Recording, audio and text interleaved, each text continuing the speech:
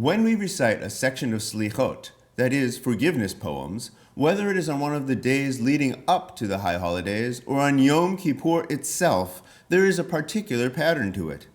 After reciting a number of slichot poems, which might vary from day to day or from service to service, and then sealing each of them with the recitation of the 13 attributes of God's mercy, we encounter some more fixed parts of the slichot section, asking for our prayers to be accepted and answered.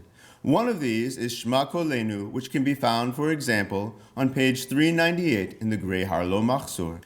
This belongs to a genre of prayers that is not so much written by its author, but assembled from existing parts, usually biblical verses, a bit like the cliched ransom note made from words cut out from various newspapers. But in this case, it is whole sentences that are assembled together to get the author's idea across. In this case, the first verse is borrowed from the last of the petitionary blessings of the weekday Amidah.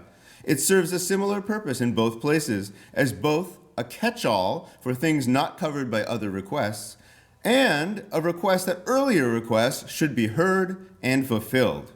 The rest of this passage is made of biblical verses, though in some cases, a verse that was originally in the singular has been changed to be in the plural. This very much reflects on the fact that nearly all Jewish prayer is written in the plural, implying a communal nature, even when praying alone.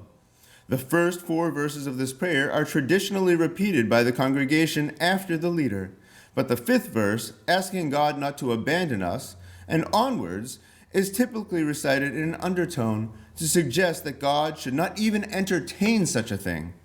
The leader still often concludes by chanting the last verse or two, as is typical, but not in the call and response form of the first verses.